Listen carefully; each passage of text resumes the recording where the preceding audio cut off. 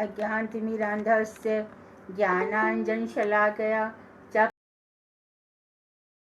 चक्षुरुन्मीलितं येन तस्मै श्रीगुरुवे नमः। नमो महावदन्याय कृष्ण प्रेम प्रदायते कृष्णाय कृष्ण चैतन्य नामने गौरतुषे नमः। हे कृष्ण करुणा सिंधु दीनबंधो जगतपते गोपेश गोपिका कांत राधा कांत नमोस्तुते। तप्त कांचन गौरांगी राधे वृंदावनेश्वरी वृषभानुसुते देवी प्रणमामि हरिप्रिये। तवैवास्मि ना जीवामि त्वया बिना इति विज्ञाय राधिके नयमां चरणान्तिकं गुरुवे गौरचन्द्राय राधिकायै तदालये कृष्णाय कृष्णभक्ताय तद्भक्ताय नमो नमः। वाञ्छाकल्पतरुभ्यश्च कृपा सिन्धुभ्य एव च पतितानां पावनेभ्यो वैष्णवेभ्यो नमो नमः। श्री कृष्ण चैतन्य प्रभु नित्यानंद श्री अद्वैत गदाधर शिवासादि श्री गौर भक्त वृंद हरे कृष्ण कृष्ण कृष्ण हरे हरे हरे राम राम राम हरे हरे। मैं सर्वप्रथम मध्य गुरु पाद्म पद्म नित्यलीला प्रविष्ट ओम विष्णुपाद अष्टोत्तर शत श्रीमद् भक्ति वेदांत श्री नारायण गोसाई महाराज के अभयत चरण कमलों में कोटि कोटि दंडवत प्रणाम कर उनकी अहेतु की कृपा की वांछा करती हूँ। तत्पश्चात नित्यलीला प्रविष्ट ओम विष्णुपाद अष्टोत्तर शत श्रीमद् भक्ति वेदांत श्री वामन गोसाई महाराज के श्री चरण कमलों में असंख्य कोटि दंडवत प्रणाम कर उनकी अहेतु की कृपा की याचना करती हूँ। मैं उपदेशामृत ग्रंथ और तदीय रचयिता श्रीपाद रूप गोस्वामी के श्री चरण कमलों में असंख्य असंख्य कोटि दंडवत प्रणाम ज्ञापन करती हूँ। तत्पश्चात उपस्थित श्रोता मंडली सभी वैष्णव वैष्णवियों को मेरा यथा योग्य सादर वंदन अभिनंदन दंडवत प्रणाम। हमारा ये प्रसंग बहुत ही सुंदर चल रहा था कि भक्त किसी भी श्रेणी में क्यों ना हो, वो पतित अर्थात पतित जाति का हो, पतित कुल का हो, शारीरिक रूप से अपंग हो या किसी प्रकार की कोई कमी हो, गरीब हो, दारिद्र हो, किसी प्रकार का रोग हो, किसी भी ज्वर से ग्रस्त हो, लेकिन भक्त हर स्थिति में सर्व सम्मान्य है। सबके द्वारा उसका सम्मान किया जाना चाहिए।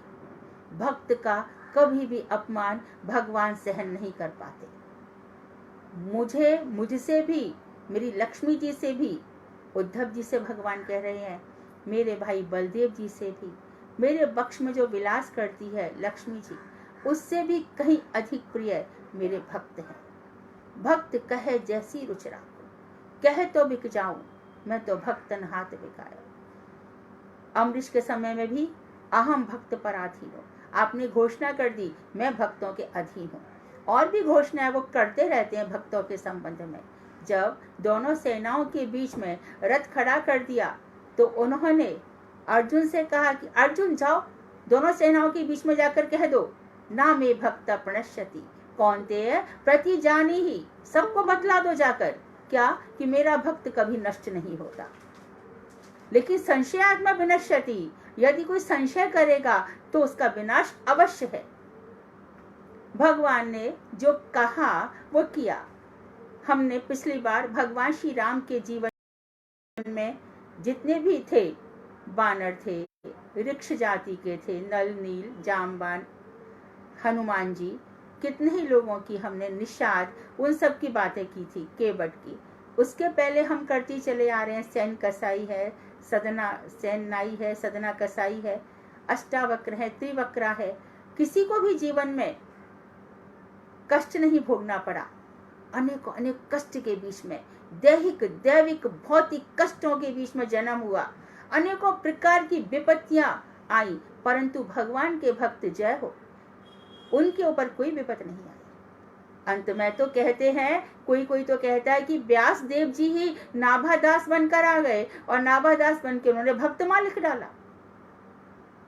यद्यपि हमारे संप्रदाय में भक्तमाल को हम थोड़े से कारणों के कारण उतना सम्मान नहीं करते, लेकिन ये जरूर है कि भक्तों की हमारे देश में कमी नहीं रही और भगवान ने भी कृपा बरसाने में कोई कमी नहीं छोड़ी। बड़े दयालु हैं भगवान। भक्ति भक्त भगवान गुरु चतुर नाम बपु एक, तिनके पद सुमिरन करे नाशे विघ्न अनेक। भक्ति, भक्त, भगवान और गुरु ये एक ही शरीर के 4 नाम हैं। एच है गोसाई करे चरण बंदन, जहां है ते विघ्न नाश अभिष्ट पूरण। तो हम अब यहाँ पर विघ्न की बात भी सोच लेनी चाहिए। मैं सोच रही हूँ कि मुझे इस काम में विघ्न नहीं आए, और भगवान सोच रहे हैं कि इसका यदि ये काम हो गया तो इसके जीवन में भी विघ्न है, तो भगवान मेरा वो काम नहीं करने देंगे। मैं ये सोच रही हूँ कि यदि ये व्यक्ति का स्वास्थ्य ठीक हो जाए तो ये मेरे बहुत काम आएगा, परंतु भगवान सोचते नहीं, इसके जीवन से इसका हट जाना ही अच्छा है। यदि मैं ये सोचती हूँ कि आज मेरे पास बहुत धन संपत्ति हो तो मैं खूब वैष्णवों की सेवा करूंगी, भगवान कहते हैं कि नहीं, ये सेवा तो कुछ नहीं करेगी, मुंह में पड़ जाएगी, इसके लिए इसको धन संपत्ति नहीं दूंगा। इन बातों को ही समझना होगा। तो इन बातों को विशेष रूप से हम स्वयं चैतन्य महाप्रभु, जिन्होंने सारी बातें कही, गीता में कही, वेदों में कही, उपनिषदों में कही, अब उनको सच करने का समय आया था। तो चैतन्य महाप्रभु के जो भक्त हैं उनके जीवन में हम देखते हैं कि कितने ही प्रकार के। तो सबसे पहले मैं पूज्यपाद सनातन गोस्वामी की लीला, उस लीला का स्मरण करूंगी। सनातन गोस्वामी पाद रूप गोस्वामी के भाई थे और यवन के यहाँ पर वो वित्त मंत्री थे। वहां से वो रूप गोस्वामी के जाने के बाद सनातन गोस्वामी चले आए, और चले आने के बाद हरिदास ठाकुर के पास रहने लगे। इनमें से रूप गोस्वामी, सनातन गोस्वामी, हरिदास ठाकुर, इन सबको अपने यवन हरिदास ठाकुर को यवन कुल का होने का, और सनातन गोस्वामी रूप गोस्वामी को यवन की जो सेवा की नहीं है, वो कोई साधारण लोग नहीं है, परंतु हमको दिखाने के लिए उन्होंने क्या किया कि हमने यवनों की, तो हम जगन्नाथ भगवान के मंदिर में जाने के अधिकारी नहीं है। महाप्रभु जी ने उनसे नहीं, ऐसा भी नहीं कहा कि नहीं तुम जा सकते हो। महाप्रभु जी ने ऐसा नहीं कहा कि तुम तो सनातन ब्राह्मण के घर में पैदा हुए हो, तुमने शासन वहां पे नौकरी की तो क्या हुआ। महाप्रभु जी ने भी ऐसा नहीं कहा, कह सकते थे ना। उनको बाहर प्रतीक्षा करवाई, हरिदास ठाकुर के पास रखा, तो सनातन गोस्वामी पाद और हरिदास ठाकुर दोनों एक ही जगह रहते थे। हरिदास ठाकुर के विषय में हम बात करेंगे, इसके पहले हम सनातन गोस्वामी के विषय में बात कर रहे हैं कि देखो महाप्रभु जी हरिदास ठाकुर की बात हम बाद में करेंगे। हरिदास ठाकुर के पास जब आते थे तो वहां पे देखते थे कि सनातन गोस्वामी रहते थे, सनातन गोस्वामी उनके दर्शन करते थे। यही सनातन गोस्वामी है जिन्होंने महाप्रभु जी से सबसे पहले यही प्रश्न पूछा था आमी के, हे भगवान, ये जो आपने हम सबको पैदा कर दिया है ना, इस संसार में हमारा कुछ बस नहीं है, हम तो मन के अधीन है, भक्ति को भी मन के अधीन मान रखा है, जैसा सोचा समझ लिया भक्ति है। नहीं, भक्ति वो है जो शास्त्रों में कही गई है। इसीलिए जैन धर्म ग्रंथ इतना इंपॉर्टेंट है। जब हम पढ़ते हैं कि कनिष्ठ भक्त कौन है, मध्यम भक्त कौन है, उत्तम भक्त कौन है, वहां पर कृष्ण के भक्ति के अलावा और भक्ति की बात ही नहीं कही गई है। तो रूप गोस्वामी जो ऊपर से यहाँ पर आ गए हैं वो भी यही कह रहे हैं कि उत्तमा भक्ति क्या है, कृष्णानुशीलनम। तो वहां पे और देवी देवता तो अपने आप ही निरस्त हो गए। यदि टू द पॉइंट चलो, स्ट्रेट फॉरवर्ड चलो, तो यही सब बातें हैं। इसलिए don't beat about the bush, come on, देखो सामने तो सारी बातें हैं। सभी ग्रंथों में वैसा ही है, वेद में, उपनिषद में, पुराण में वही तो बातें कही जा रही है, और खुद आकर के भी बताया। तो सनातन गोस्वामी वहां पर रह रहे हैं और उन्होंने यही पूछा कि जीवों को ये तीनों ताप क्यों सताते हैं। भगवान श्री राम के समय था दैहिक दैविक भौतिक तापा, राम राज काहू नहीं व्यापा। भगवान श्री राम के समय इनके किसी को परेशान नहीं करते थे, पर इस समय घोर कलयुग आ रहा है। मिनट मिनट पे कोई ऐसा नहीं है जिसको बीमारी नहीं है, कोई ऐसा नहीं है जिसको बरसात आंधी तूफान से तकलीफें नहीं होती, कोई ऐसा नहीं है जिसकी जन्म पत्री के घर खराब नहीं है। लेकिन यहीं पर बताया गया कि उन तीनों को कैसे हटाया जा सकता है, भगवान के नाम से और भगवान के भक्तों के दर्शन से। भक्तों का दर्शन ही सर्वश्रेष्ठ दर्शन है, और भक्त दर्शन देने आते हैं। देखो तो सही, मार्कंडेय जी का जीवन देख लो। मार्कंडेय जी भी माया का दर्शन करना चाहते थे, और गोपियां भी योग माया की उपासना कर रही हैं। तो जो पौर्णमासी पार्वती देवी है वो ध्यान देती है कि कौन सा भक्त क्या कर रहा है। ये तो है भक्ति की बात। लेकिन आम तौर पर जो बुजुर्ग लोग हैं वो कहते हैं कि देखो भैया, सुबह मत सोया करो सूर्योदय के बाद। क्यों? माँ अम्बा, अन्नपूर्णा और शंकर जी सब जगह चक्कर लगाते हैं। जो कृपया आवाज ना करें, कृपया आवाज ना करें, कृपया डिस्टर्ब ना करें प्लीज। तो चक्कर लगाते हैं और वहां पर देखते हैं कि यदि कोई सो रहा है तो उसका त्याग कर जाते हैं, और कोई जग रहा है उसका भंडार भर जाते हैं। भंडार क्या? धन का? नहीं, वो धन जैसी तुच्छ वस्तु क्यों देंगे? क्यों देंगे? वो तो कोई भी दे देगा। वो भक्ति का भंडार भर जाते हैं। तो ध्यान रखें, श्रीमद् भागवत में स्पष्ट रूप से कहा गया है, आप लोगों को जरूरत हो तो आज ही जाकर भागवत खोलो। 12वां स्कंद 10वां अध्याय कि भगवान शंकर ही सबके एकमात्र गुरु हैं। वो आकर के फिर मार्कंडेय जी को बताते हैं। मार्कंडेय जी ने देखा कि क्या देखा, सबके लिए वो प्रलय नहीं हुई थी, मार्कंडेय जी के लिए प्रलय हुई। मुंह के अंदर जा रहे हैं, भगवान के सांस के साथ अंदर जा रहे हैं, निश्वास के साथ बाहर आ रहे हैं। थक गए, क्लांत हो गए। तो इस माया से हम सब थके हुए हैं, इसलिए तो जीवन को विराम देना चाहते हैं। अब आवागमन नहीं चाहिए, कितना जिएंगे कितना मरेंगे, अब विराम चाहिए, अब विराम चाहिए। अब मैं नाचो बहुत गोपाल, सूरदास ने भी यही कहा। इस जन्म में अंधा बना दिया, कभी कुछ करते हो कभी कुछ करते हो। बहुत परेशान हो चुका हूं, थक चुका हूं आपकी माया से। तो यहाँ सनातन गोस्वामी ने भी हमारे लिए यही प्रश्न कहा।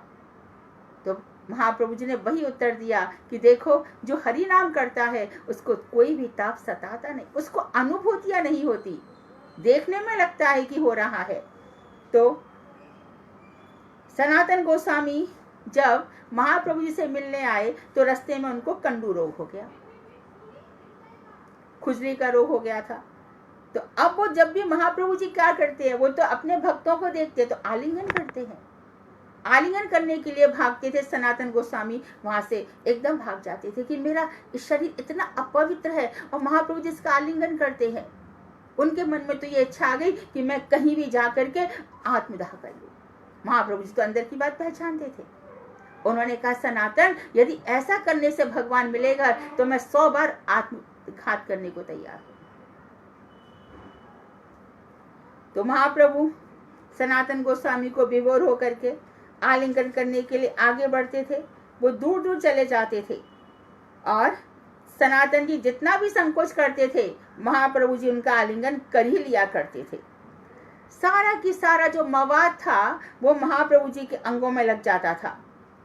तो महाप्रभु जी सनातन जी को रूप गोस्वामी तथा अनुपम की खबर सुनाई कि देखो, ये सनातन को संभालो, सनातन इस तरह से रहता है। तो ये जो कंडुअन है, ये जो मवाद निकल रहा है, महाप्रभु जी ने इससे घृणा करी क्या? नहीं, सनातन, ये तुम्हारा शरीर मेरा ही शरीर है। भजन में चिन्मयता है। जो शुद्ध भजन कर रहा है उसके शरीर में चिन्मयता आएगी आएगी। अप्राकृत वस्तु नहीं, प्राकृत गोचर। भगवान दिव्य है, दिव्यता से ही मिलेंगे। बातों के जंजाल से या माया के जंजाल से भगवान मिलते तो ना जाने किसको मिल जाते। तो धीरे धीरे बोलते हुए सच जब हमारे जीवन में आएगा, सत्यम परम धीमहि, हम उन सत्य का चिंतन करेंगे, सत्य में ही नाम जपेंगे, चाहे इतना सा भी जपो लेकिन परफेक्ट, सीधी पुकार। और जब सीधी पुकार होती है तो आंखों से क्रंदन होना स्वाभाविक है, कोई रोक ही नहीं सकता, क्योंकि उसका रूप ही ऐसा बना है। जो नाम है उसके अंदर पीछे नेक्टेरियन केमिकल ऐसा है कि आप सच्चे दिल से नाम पुकारोगे तो अपने आप आंसू आएंगे ही आएंगे। नहीं आ रहे तो शास्त्र कह रहे कुछ अपराध हो रहा है। अपराध कैसे दूर हो? और ज्यादा नाम करो, और ज्यादा नाम करो। अब हम इस क्रम में हरिदास ठाकुर की भी बात करेंगे। हरिदास ठाकुर यवन कुल में पैदा हुए थे। कोई कोई कहते हैं कि ये वास्तव में ऋचिक मुनि के पुत्र थे और इनका नाम पिछले जन्म में ब्रह्मा ही था और प्रहलाद भी इनके साथ आ गए थे। तो इन्होंने क्या किया था, अपने पिताजी को तुलसी के पत्ते बिना धोए दे दिए थे। यदि कोई हमसे तुलसी मांग भी रहा है ना तो धो के फिर देना, आप ले लो फिर धो के ले लेना, ऐसा नहीं करना। तुलसी जी को बिना धोए दे दिए, अभिशप्त हो गए, कहते इसके लिए वो यवन बने। ऐसा भी कोई कोई कहते हैं कि ब्रह्मा मोह लीला जब समाप्त हो गई तो श्री कृष्ण ने कहा कि देखो ब्रह्मा, मैं गौरांग रूप में यहाँ पर आऊंगा, तुम उस समय यवन कुल में प्रकट हो जाना और मैं तुमसे हरि नाम का प्रचार करवाऊंगा। ऐसा भी कहा जाता है कि अहंकार के वशीभूत होकर ब्रह्मा जी ने जब सारी गाय चुरा लिए, सारे बछड़े चुरा लिए, गोपों को चुरा लिया, तो श्री कृष्ण चरणों में एकदम गिर गए, बोले कि मुझे ब्रह्मा होने का अभिमान था, लेकिन अभी आप मुझ पर ऐसी दया करें कि मैं जब आप गौर अवतार में आएंगे तो मुझे इतना निम्न कुल में पैदा कर देना कि मुझ में कभी अभिमान ही ना आए। कहते हैं भगवान सब सह लेते, लेकिन क्या नहीं सहन कर पाते? अभिमान। अभिमान से बहुत अपराध होते हैं। किसी भी बात को लेकर के उसमें डूबो मत, एनालिसिस करो। कोई भी चीज घटना हमारे सामने घटित हो रही है तो देखो, भावनाओं में मत बह जाओ, विचार करो, मंथन करो, क्या मैं जो कर रहा हूं या कर रही हूं वो ठीक तो है ना? मैं कुछ ज्यादा तो अभिभूत नहीं हो रहा ना, ज्यादा भाव में तो नहीं बह रहा ना, मेरे सिद्धांत से तो मैं दूर नहीं जा रहा ना, मेरा भजन तो नहीं छूट रहा ना, ऐसा तो कुछ नहीं हो रहा है कि जिससे भगवान मेरे से नाराज हो जाए, महाप्रभु जी नाराज हो जाए, गुरु वर्ग नाराज हो जाए, ज्यादा तो नहीं हो रहा ना। तो बैठ करके अपने विचार विमर्श करना चाहिए। जाति और कुल, मेरे पास गाड़ी, मेरे पास बंगला, मेरे पास नहीं और है, दोनों ही मूर्खता है, दोनों ही एबनॉर्मलिटी है, दोनों ही। नहीं है वो भी और है वो भी। नहीं है तो क्या फर्क हो गया, है तो क्या हो गया? दोनों ही बातों पर विचार करेंगे। तो उत्तम कुल, हमने जन्म भी ले लिया, बहुत बड़े ब्राह्मण के घर में जन्म भी ले लिया, तो सारी शास्त्रों में कहा गया है कि उत्तम कुल में जन्म लेने के बाद यदि भजन नहीं हुआ तो ब्राह्मण हमारे किस काम का है? जो ब्राह्मण घर पे आकर के हमें यह नहीं सिखाते कि भगवान श्री कृष्ण का भजन करो, तो ब्रह्म को जानने वाला ब्राह्मण, और ब्राह्मण ही आकर के सब बात करने लग जाए कि आजकल ऐसा हो रहा है, वैसा हो रहा है, और आकर के चाय मांगने लग जाए, और आकर तो इसको ब्राह्मण कहने के लिए हम तत्पर नहीं है। तो हरिदास ठाकुर के जीवन में हम देखते हैं कि एक दिन उनके पास एक ऐसे ही ब्राह्मण आया और उनसे तर्क वितर्क करने लगा। हरिदास ठाकुर ने कहा कि देखो भाई, नाम से सब कुछ हो जाता है। तो उन्होंने कहा कि मुझे नहीं समझ में आता कि आप इतने उच्च स्वर से नाम जप क्यों करते हो। बोले ऐसा ही विधान है। बोले हमने तो शास्त्र में कहीं देखा नहीं। शास्त्रों में सब जगह ऐसा ही लिखा हुआ है। क्यों करते हैं आप ऊंचे स्वर से नाम जप? मैं इसलिए करता हूं कि जितने भी पशु पक्षी पेड़ पौधे की पत्तियां हैं ये सब तर जाएंगे। बोले यदि ये बात कहीं शास्त्रों में नहीं मिली तो? हरिदास ठाकुर चुप रहे। बोले यदि नहीं मिली तो मैं तुम्हारे नाक कान काट दूंगा। हरिदास ठाकुर ने कहा ठीक है, और थोड़े ही दिन बाद देखा कि खुद उस ब्राह्मण के नाक कान निकल गए थे।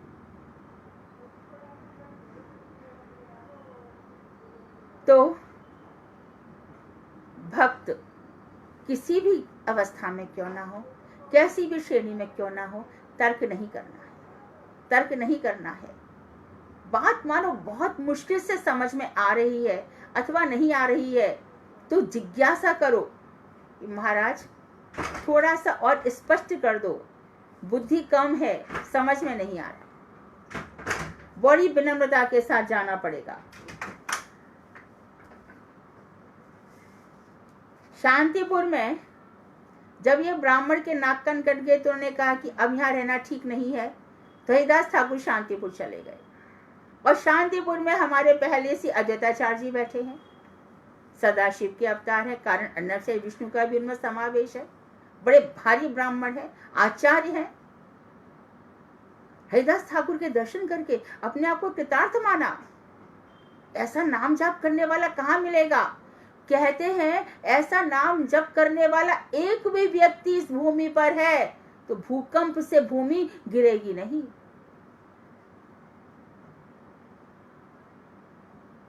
इतनी महिमा है।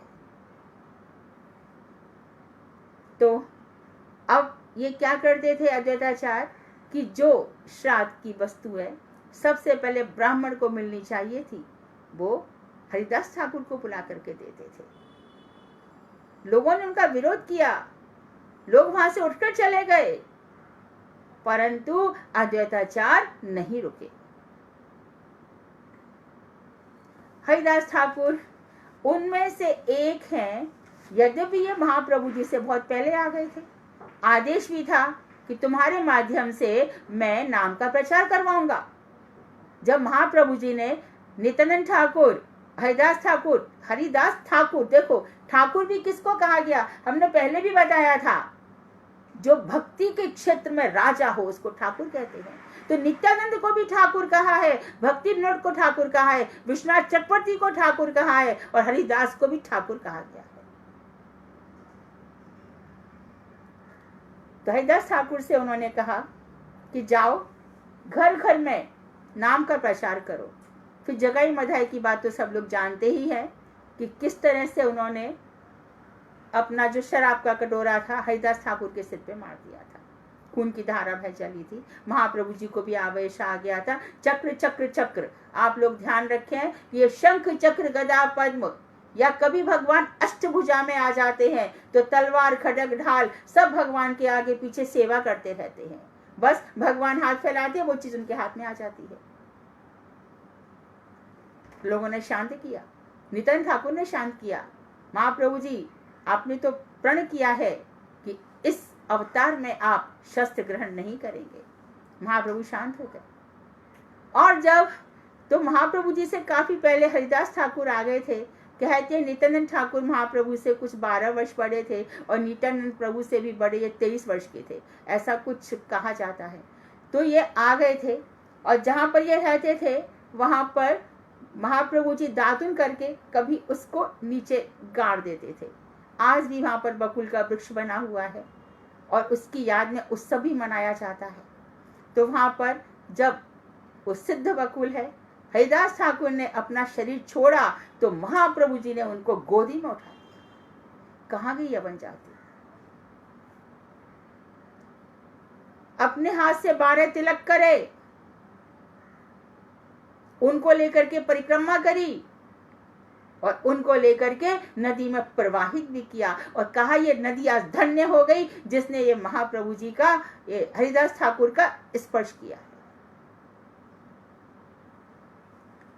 इनके जीवन में एक रामचंद्र खान था जिन्होंने इनके पास वेश्या भेज दी थी। वहां पर हरिदास ठाकुर उसी समय जा सकते थे, 3 दिन बाद भी गए ना, पहले भी तो जा सकते थे, नहीं गए। कल्याण करना है, एक एक जीव का कल्याण करने के लिए सरस्वती प्रभुपाद कहते हैं 10-10 गैलन खून जलाना पड़ता है। भक्ति देवी ऐसी प्रवेश नहीं कर जाती। हमारे हृदय के रास्ते उनके लिए खुले हुए नहीं हैं। यहाँ पर काम, क्रोध, मद, लोभ, मोह, ईर्ष्या, 7 दरवाजे लगे हुए हैं। किस किस को खोलेंगी? खुलना भी तो नहीं चाहते, उनका स्वागत भी तो नहीं करना चाहते। मोटे मोटे ताले लगे हुए हैं कितने ही जन्मों से। कह रहे हैं कि भक्ति देवी बड़ी सुलभ है, साथ में कहा बड़ी दुर्लभ भी है। भक्ति सुदुर्लभा, लेकिन एक दफे ये आ जाती है और इसका रस लग जाता है तो फिर सब कुछ सुलभ हो जाता है।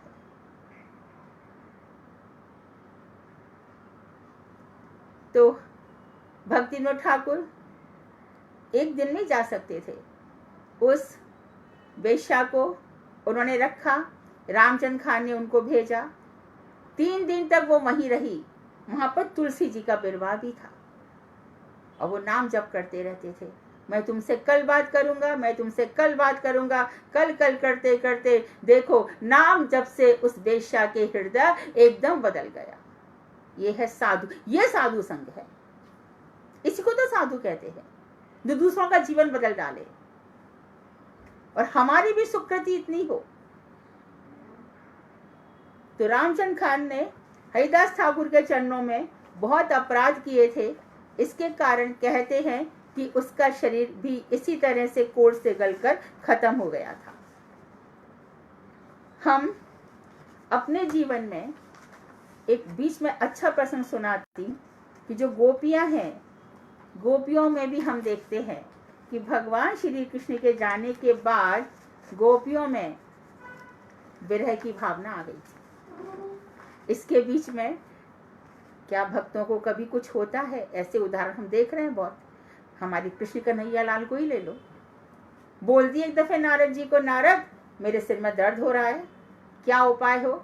यदि कोई गोपी अपने चरणों की, गोपी भी नहीं कहा, यदि कोई अपने चरणों की धूल मुझे दे दे तो मेरे सिर का रोग ठीक हो जाए।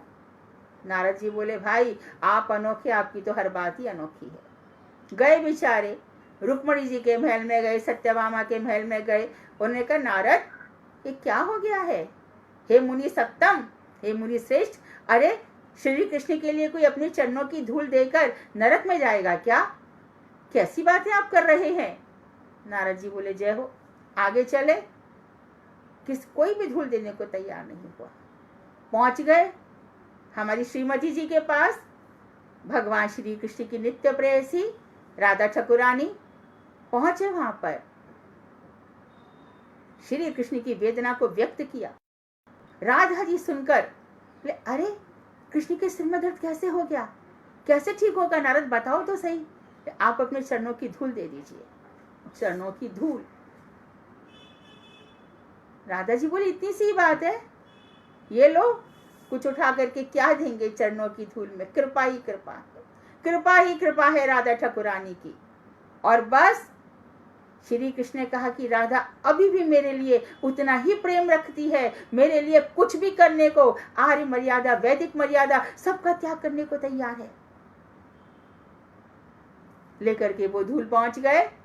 श्री कृष्ण मुस्कुरा दिए, उनके जो लाए हाथ में सिर पे रखा। और इधर जब श्री कृष्ण चले गए तो बुखार भी आया, तो हमारी राधा जी को आया। कैसा बुखार आया? वियोग का बुखार आया। उद्धव जी आए, राधा जी के नाक के आगे एक फूल की पत्ती रखकर देखी जाती है, ये हिल रही है कि नहीं हिल रही है। राधा जी को गिरिराज गोवर्धन की तलहटी पर जाकर वो चलती है कड़ी धूप में कि पता नहीं कृष्ण कब बुला लेंगे, कब जाना पड़ेगा। ऐसा भी तो ताप है। और जब उद्धव जी ने आके देखा कि कृष्ण विरह में राधा छीज रही है, पतली होती जा रही है दिन पे दिन,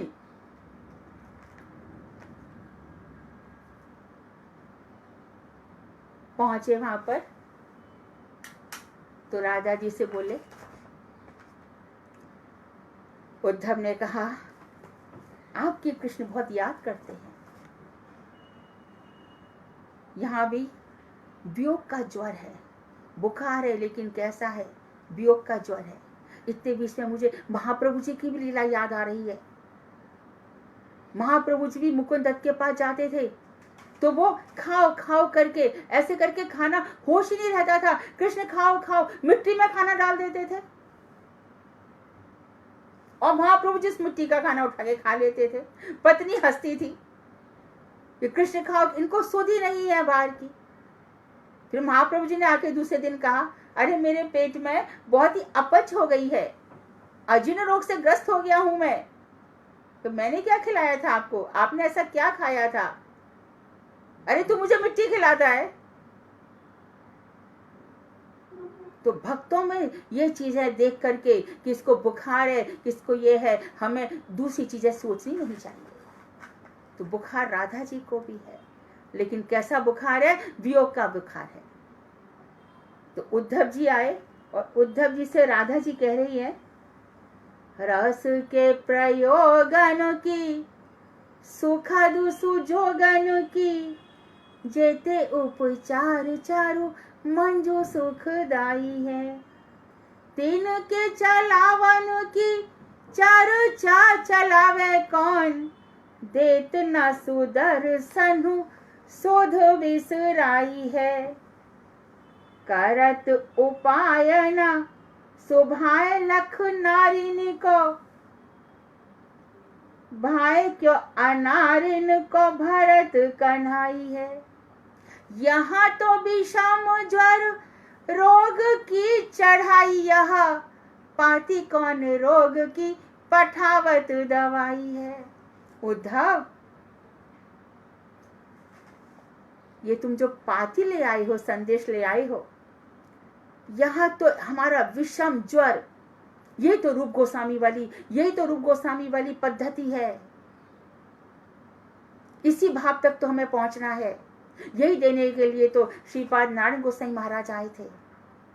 अनुभव करो, विरह की अनुभूतियां करो, रसिक संतों का संग करो।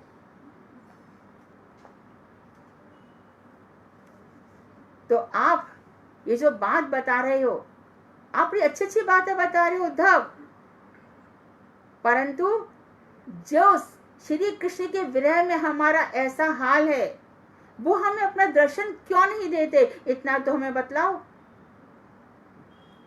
ऐसा वियोग का ज्वर चढ़ा है उद्धव, ना जिया जाता है ना मरा जाता है। घर छूटे बंधु बांधव छूट गए, खाना पीना छूट गया, और कोई कोई कवि ने तो यहां तक लिख दिया कि रो रो के आंखों के ऐसे पनाले बह गए कि उद्धव जी को तैर करके उद्धव क्यारी जाना पड़ा।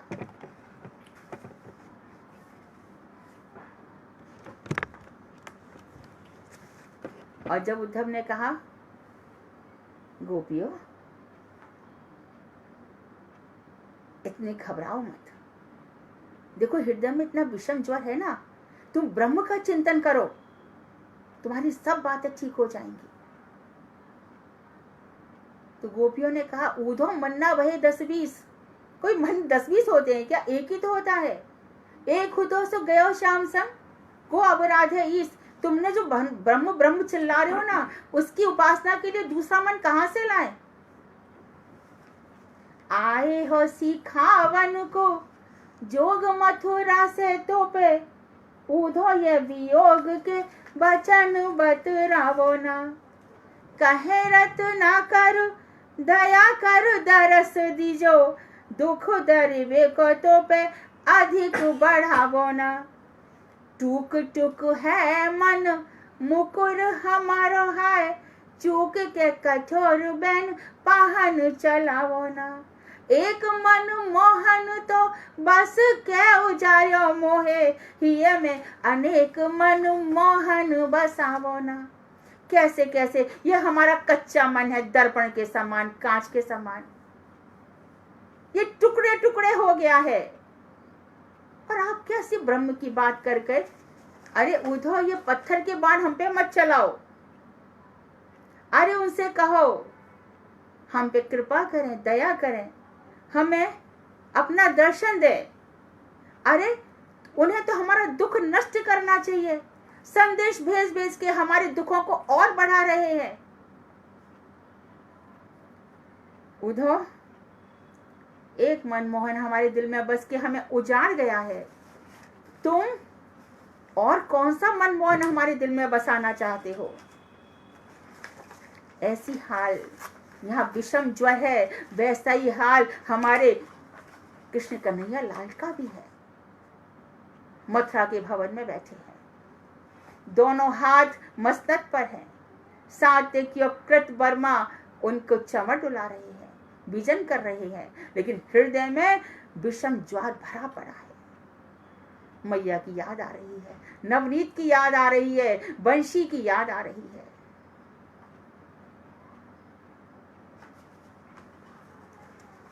तो कृष्ण का भी एक पद सुना देती हूँ। नंद और जसोमत के प्रेम पगे पालन की, लाड़ भरे लालन की लालच लगावती।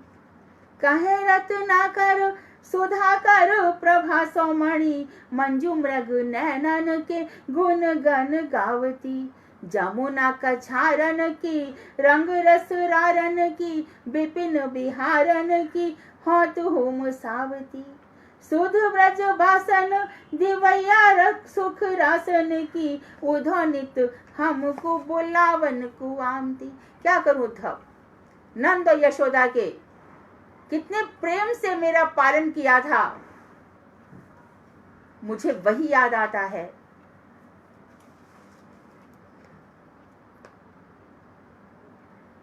मैं क्या करूं उद्धव, जो मृग नयनी ये गोपियां थी, इतने सुंदर सुंदर रहस्यपूर्ण केली वार्ताएं मुझसे किया करती थी, उनकी याद में मैं टूट रहा हूं। कैसे मैं वनों में उनके साथ विहार करता था, वो जो सुख की राशि थी वो गोपियां, मुझे यहाँ पर चैन नहीं पड़ता। तो मतलब क्या हुआ, तो भगवान ने उनको गोपियों को छोड़ दिया था, खुद भी विरह में तड़प रहे थे, वहां भी तड़प रहे हैं, रह नहीं पा रहे हैं। तो हमारे भी जीवन में भगवान के कारण ऐसी विपत्ति आती है और आएंगी। हृदय उन अवस्थाओं में पहुंच जाता है और इतनी देर में एक दफे गुरुदेव उन भावों में खोए थे। एक बहुत ही संभ्रांत ब्रह्मचारी या किसी ने भी उनका चरण छू दिया, गुरुदेव उन भावों में थे। एकदम ये क्या हो गया, ऊपर से चरण स्पर्श जिसने किया वो तो उतनी अप्राकृत अवस्था में नहीं था। तो कभी कभी भजन करते करते ऐसी अप्राकृत अवस्थाएं आ जाती हैं, कोई आवाज दे देता है, कॉल बेल बज जाती है, ये सब बच जाते हैं, बड़ा दुख होता है। लेकिन ठीक है, कोई बात नहीं, कृष्ण ने बैलेंस किया तो क्या भूलकर याद करते रहे क्या?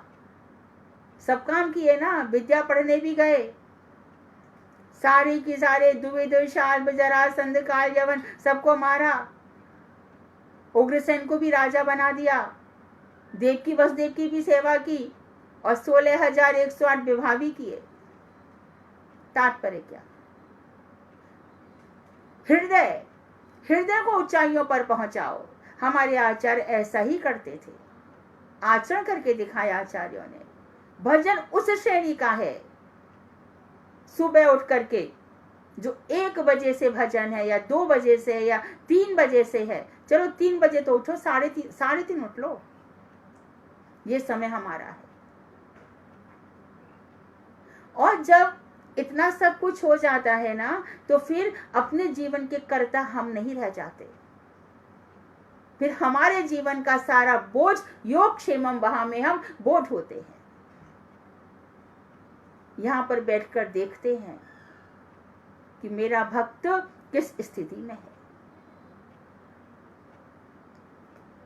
गौरांग महाप्रभु के जीवन में एक विप्र वासुदेव भी थे, वहां गए थे महाप्रभु जी कूर्माचल, दक्षिण भारत की तरफ। ये वही स्थान है जहां पर श्रीपाद रामानुजाचार्य जब जगन्नाथ जी मंदिर में गए थे, तो वहां पर जितने दैत्य थे, दैत्य समझते हैं ना, जितने भी पुजारी जी हैं, अब वो पुजारी तमाकू भी खा लें, पान भी खा लें, ना भी खाएं, शुद्ध रहें कोई जगन्नाथ जी का साफ आदेश है कि कोई उन पर प्रश्न नहीं कर सकता, उनके आचरण पर कोई देख नहीं सकता। बहुत से लोग ऐसे होते हैं, बहुत से ऐसे लोग होते हैं कि भैया ये गौड़ीय वैष्णव है, इनके यहाँ पर शुद्धता तो नहीं है। अरे हमारे पुष्टि मार्गीय में तो बहुत ही अप्रस चलता है। अरे हम किसी के घर की रोटी नहीं खाएंगे। अरे महाप्रसाद लग गया, फिर इतना विचार क्यों? महाप्रसाद के प्रति सम्मान नहीं है? अरे हम तो गौड़ीय वैष्णव उस कुल के हैं जहां पर अद्वैताचार्य जी के जो मदन भगवान थे, मदन मोहन, हमारे सनातन गोस्वामी, अद्वैताचार्य जी पहले ही रख गए थे। मदन मोहन जी जो है, वहां पर जो मैया थी वो जिस हाथ से दातुन करती थी उसके नीचे से खीर चलाती थी। बेटा कदना, भगवान मदना दोनों संग नहाते थे, संग रहते थे।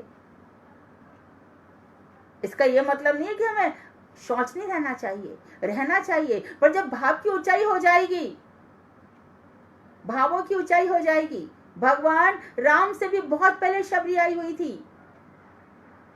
शबरी एकदम वृद्धा हो गई थी राम के समय में। तुमके झूठे वेर का भगवान ने सम्मान किया कि नहीं किया?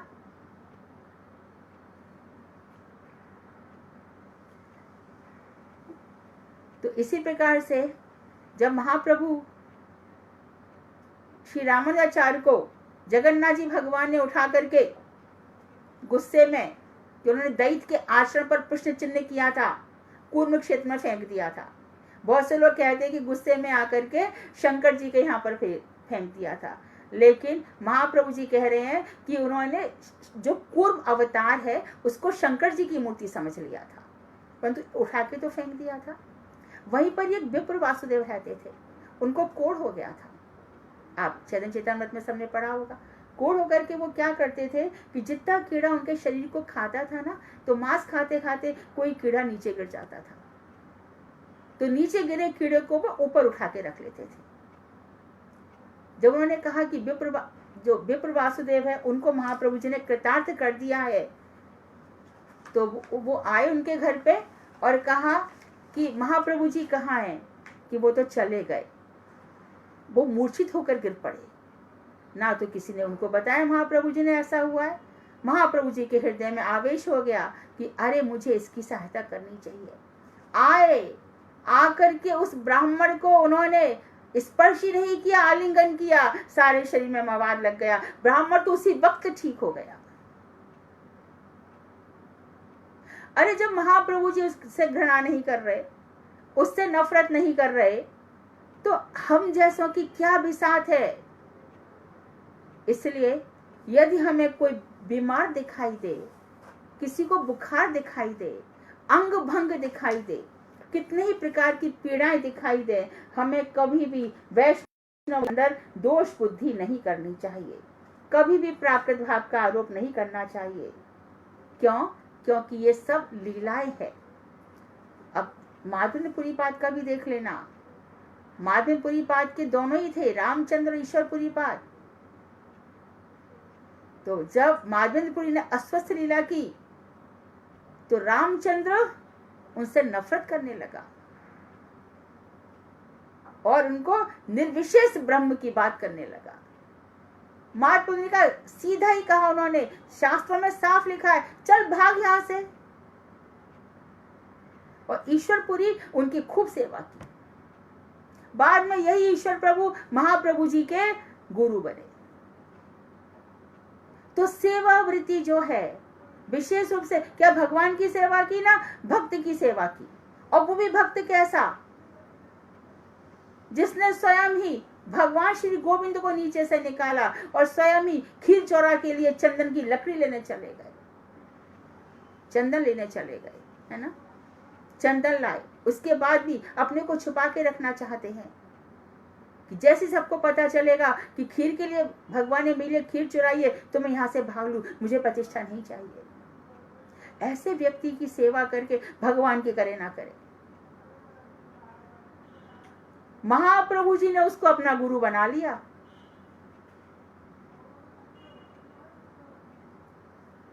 ये वैष्णवों की महिमा है। तो शुद्ध भक्तों में कुसंग और नाम अपराध होना असंभव है। वो कभी भी नाम अपराध नहीं कर सकते। देखो और भी एक चीज है, ध्यान रखना, एक अवतार भगवान श्री कृष्ण के जो अन्य अवतार हैं उनके प्रति भी अपराध मत कर बैठना। ये कूर्म अवतार है ना, कच्छप अवतार है। इसलिए गीत गोविंद में दशावतार और श्रीमद् भागवत में सारे अवतारों को हमारे लिए पूजनीय बताया है। इष्ट देव हमारी श्री कृष्ण है और उन्हीं से तो सब अवतार निकले हैं, तो किसी भी अवतार का भी अपमान नहीं करना चाहिए। मार्कंडे जी साफ कह रहे हैं कि बहुत ही मैं इंपॉर्टेंट बात बता रही हूं। श्रीमद् भागवत 12वां स्कंध 11वां श्लोक अंतिम 11वां अध्याय अंतिम श्लोक कि भगवान श्री कृष्ण की जो कौस्तुभ मणि है उसकी जो प्रभा निकल रही है वो वास्तव में ये कौस्तुभ मणि क्या है, भगवान ने जीव शक्ति को अपने वक्षस्थल में धारण किया है। अरे भक्तों की तो बात छोड़ दो, एक भी जीव के प्रति हमारा कुदोष नहीं रहना चाहिए। एक भी जीव के प्रति सब में भगवान का वास है। तो ये जो ना उसने ये कहा, उसने वो कहा, उसने ये किया, नहीं, पराये दोष मत देखो। अपने मन को साफ करो, मन में बुहारी लगाओ। दूसरों को देख के हमारा भजन नहीं होगा कभी भी।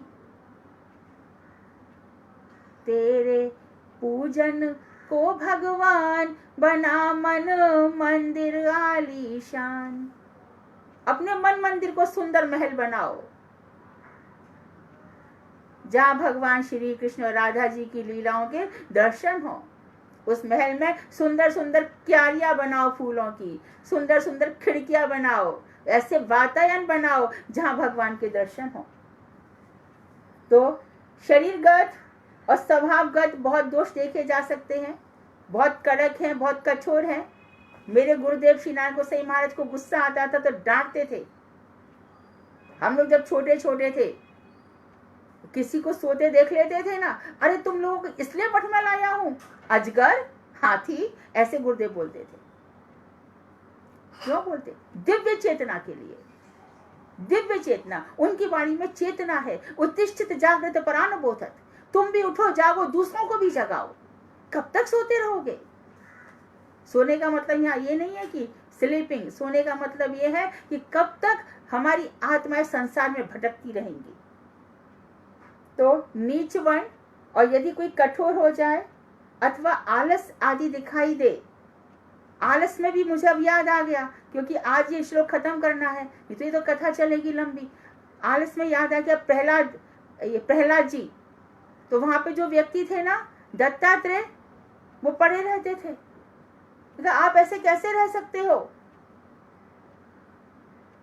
आपको कुछ करना चाहिए। तो अजगर वृत्ति धारण कर रखी थी उन्होंने, जो मिले खा लिया। क्या करना है इतना सब? जिसको छोड़कर जाना है उसी को ही बसा रहे हैं। रोज मृत्यु देख रहे हैं, रोज मृत्यु दिखाई दे रही है। अच्छा, आसपास नहीं दिखाई दे रही, टीवी जरा सा खोल लो, घर में खुल जाए, 1 मिनट देख लो, कैसे सुप्रसिद्ध लोगों की भी 1 मिनट मृत्यु रुक नहीं सकती, फिर भी जागृति नहीं है। प्लानिंग चल रही है, 5 साल बाद ये, 10 साल बाद ये। तो आलस आदि यदि किसी को दिखता है तो हमें दत्तात्रेय जी का व्रती है, उन्होंने अजगर व्रती धारण कर रखी थी, आलस में रहते थे। ये स्वभावगत दोष हैं। जिस प्रकार जल के धर्म के कारण गंगा जल में, यानी कि जल का धर्म है, क्या धर्म है कि उसमें बुलबुले आएंगे ही, फेन आएंगे ही। आप चले जाओ, हम जाते हैं वहां पे नहाने के लिए, तो क्या करते हैं, राधा कुंड में गए, बहुत सारा झाग चला ही आ रहा है ना, बुदबुदो फेन चले आ रहे हैं, हम जाकर के ऐसे ऐसे हटाते हैं, क्योंकि वो स्वभावगत दोष है। आप मनुस्मृति खोलिए, पानी पीना है, आपको बताया जाएगा भैया पानी का झाग खत्म ना हो तब तक पानी नहीं पीना चाहिए, ये दोष है पानी का।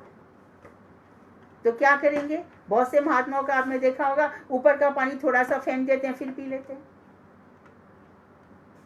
तो जैसे पानी में बुदबुद होते हैं, फेन होते हैं, कीचड़ आदि, लेकिन पानी को अपवित्र नहीं माना जाता। करोड़ों करोड़ों वर्षों से गंगा में लाशों पे लाशें बह रही हैं। जब वो सैनिक कट जाते तो कोई देखता है क्या कि ये मुस्लिम है कि ये पंजाबी है कि ये कौन है? कितनी लाशें रोज कटती हैं, कहाँ जाती हैं सब? कौन गाड़ने जाता है उनको? कौन खोदने जाता है? गंगा जी में बह रही है। तो गंगा हमेशा पवित्र है। तो उसी प्रकार से अपना ब्रह्म द्रवत्व परित्याग नहीं करता। किसी भी प्रकार से जो वैष्णव है वो ब्रह्म द्रवत्व, जैसे गंगा जी अपना ब्रह्म द्रवीभूत है, यमुना भी ब्रह्म द्रवीभूत होकर बह रहा है, मतलब जो ब्रह्म है वो लिक्विड फॉर्म में बह रहा है। तो इसी प्रकार वैष्णव गण भी जड़ देह के जन्म और विकार धर्म द्वारा दूषित नहीं होते। यदि उनका कोई शरीर में दोष हो वो दूषित नहीं है। इसलिए भजन प्रयासी व्यक्ति शुद्ध वैष्णव से इन दोषों को देखकर भी उनका अपमान नहीं करेंगे, ऐसे अपराधों से बचेंगे। कृष्ण भक्त आचार्य वंश या गोस्वामी वंश में जन्म नहीं होने पर भी उनको गोस्वामी या प्रभु नहीं मानने से, यदि हम उनको गोस्वामी नहीं मानते, यदि हम उनको प्रभु नहीं कहते तो हमारा दोष हो जाता है। वैष्णव भक्तों को जो आचार्य हैं उनको गोस्वामी कहेंगे और जो ब्रह्मचारी हैं उनको प्रभु कहेंगे।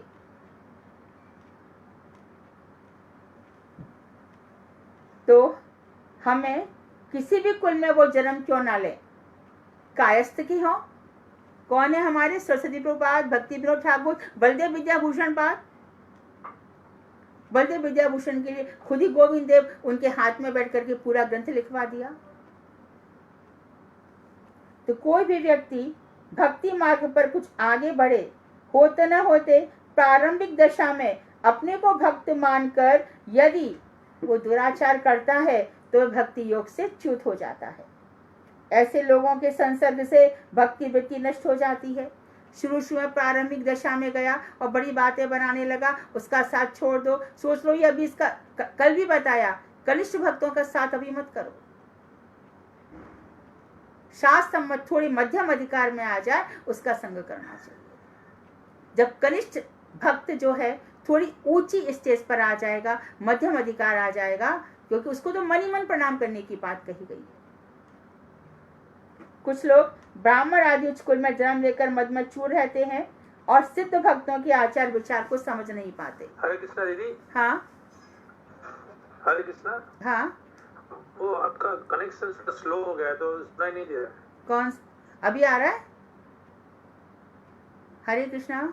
धर्मेश जी। दीदी बहुत देर से आवाज डिस्टर्ब आ रही है, ऐसी कैसी आवाज आ रही है आपकी? काफी 5-10 मिनट से। ओ राधिका, राधिका तो उसको आवाज देना, मैं देखती हूँ। अभी आ रही है? नहीं, ये वो आवाज नेटवर्क में जरा देखना, कोई तकलीफ है, आवाज कट रही है।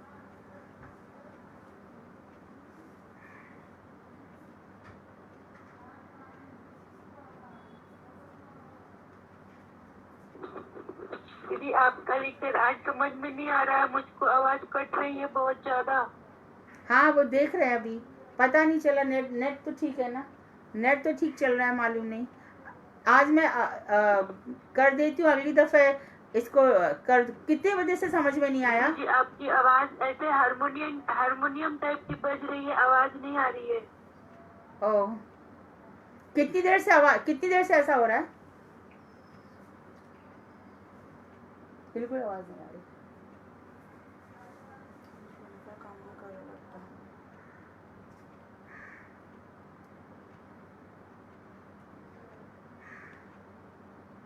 फेसबुक लाइव पे तो ऐसा क्या है, बंद कर दे, क्या कर?